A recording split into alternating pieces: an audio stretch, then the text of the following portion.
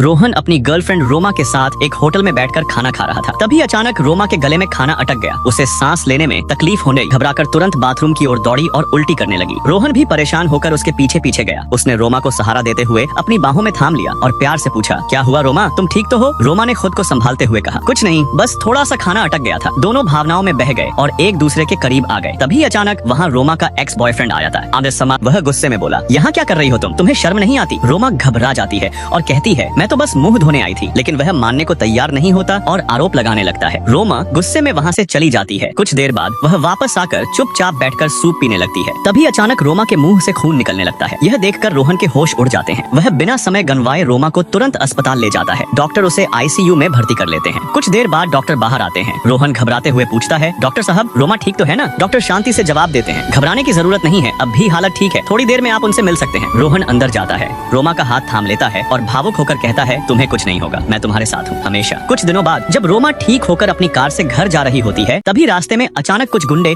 उसकी कार को टक्कर मार देते हैं। वे उसे जबरदस्ती उठाकर रोहन के पिता के पास ले जाते हैं और वह गुस्से में कहते हैं, मेरे बेटे को भूल जाओ। रोमा दृढ़ता से जवाब देती है, यह कभी नहीं हो सकता। गुस्से में आकर वह उसे मारने की कोशिश करती है। तभी उसी पल रोहन वहाँ पहुँच जाता है। वह आगे बढ़कर कहता है, अगर सजा देनी है तो मुझे दो, लेकिन मेरे पिता को छोड़ दो। यह सुनकर रोमा की आंखों में आंसू आ जाते हैं। वह भावुक होकर रोहन की बाहों में लिपट जाती है। वीडियो अच्छा लगा तो लाइक सब्सक्राइब करें।